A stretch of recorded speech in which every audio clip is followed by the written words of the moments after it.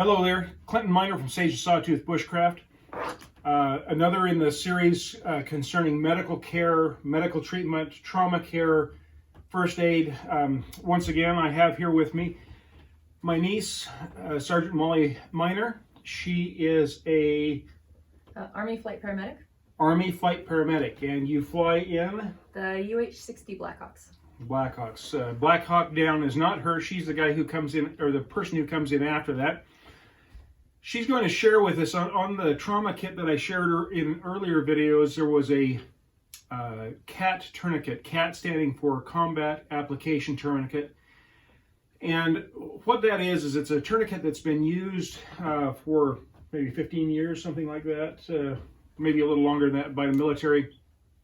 Some articles that I've read have indicated that it has brought wound combat fatalities down astronomically because of the application of this tourniquet. And so Molly's going to share with you the use of that tourniquet and something that she shared with me earlier that I think is pretty fascinating, and that is why you should actually carry not just one but two of these tourniquets. They are small, they don't weigh anything, and easily attached on the outside of the trauma kit that I've got, so that I've got them available very readily. So Molly, I'll turn the time over to you. Okay. So tourniquets are pretty simple. It's just a long piece of fabric with some Velcro on the side. It's going to hook here. Some of them will have two here instead of one. These are looks like these are probably the newer ones, which I like better. And then you just slide the end through, tighten it up, and then turn this to add pressure. So she's going to put one on my arm as though I had a wound here down by my elbow. So if someone has a wound just distal to a joint, you want to make sure that you put the tourniquet above the joint, because you don't ever want to place it right on the joint or within an inch or two of it. So say the wound is here, we're still going to put it up here. We're not going to put it down here. Okay. So we've got a wound that's just above the joint. We're going to try to get a couple inches above that wound. And here's where a lot of people make a mistake, is they'll put the tourniquet on the other way so that they have to pull away from them. If you want to get the best grip and leverage, you want to pull towards you. So put the tourniquet on, hold this end, pull it towards you, get it nice and snug. She's pulling it almost tight enough that it's a tourniquet without any additional use, and that's really what I think you want to do, isn't it? Absolutely, yeah. Then it takes less turns to get it tight. So you'll just take this, turn it. I'm only going to turn it once, otherwise he's going to be in a lot of pain. And then you just hook it right there. When she says this, there's a crossbar with a strap. So what you're doing is twisting a strap that is pulling this even tighter. This crossbar is called the windlass. Yep, windlass. And then there is a couple of little hooks here that are made so that whichever way you turn it, you can latch it into that hook. And then she's laying the Velcro over so that it'll stay in that hook. If you'll notice, right here on the strap, it says time, and tell us about that. So this is to indicate the time that you place the tourniquet. One of the things with this, at least on the military side where we deal with a lot of trauma, is that this tends to get obscured by blood. So you may want to put that in a different area. What we do is we'll write it in Sharpie on someone's forehead, because that way it's less likely to get wiped off, less likely to be obscured. Another thing we do is, this isn't always the most secure way to do it, to keep this in place, and we'll take some just medical tape and put the tape around the windlass and then secure it to this area as well.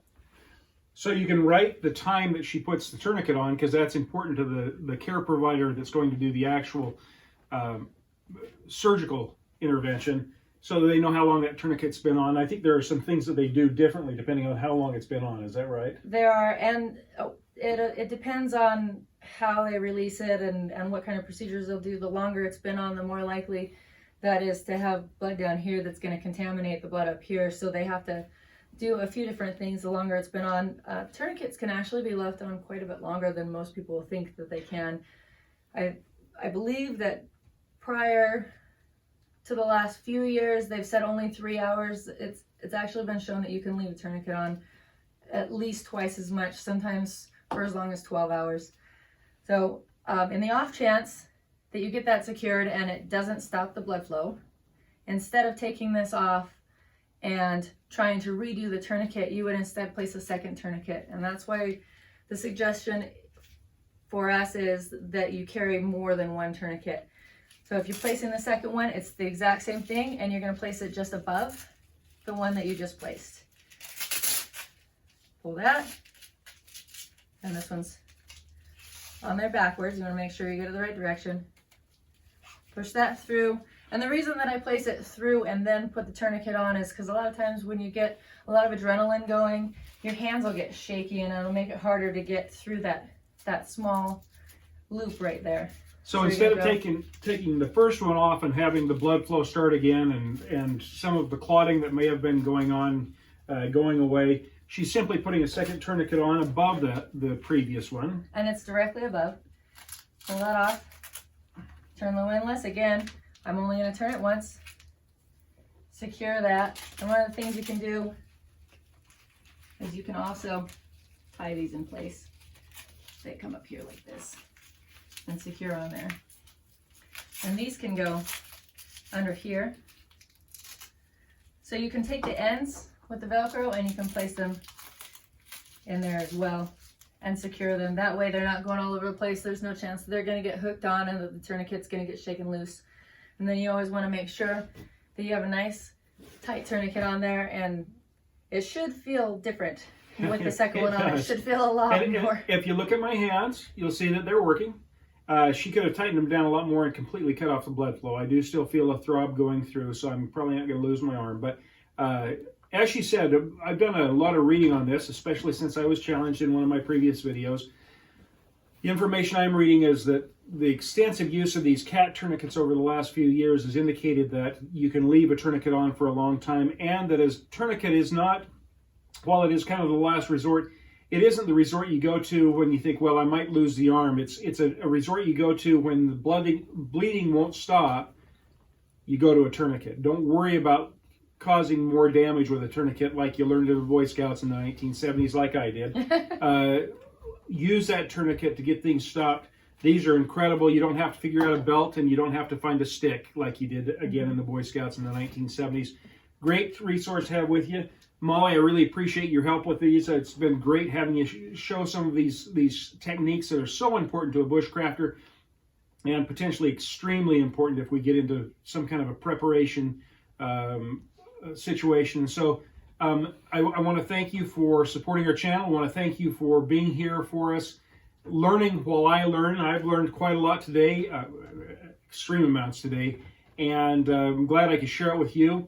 If you like these videos, always like to see that like button with that thumbs up. If you feel like these videos are of value to you, please subscribe.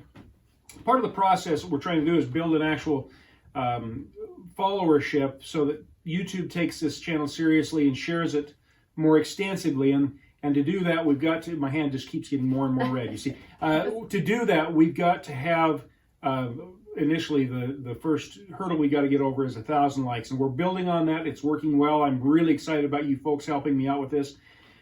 And share these with your friends. Remember, if you go to Sage, like sagebrush, Sage to Sawtooth, Sawtooth being the Sawtooth Mountains here in Idaho. So Sage to Sawtooth Bushcraft.com.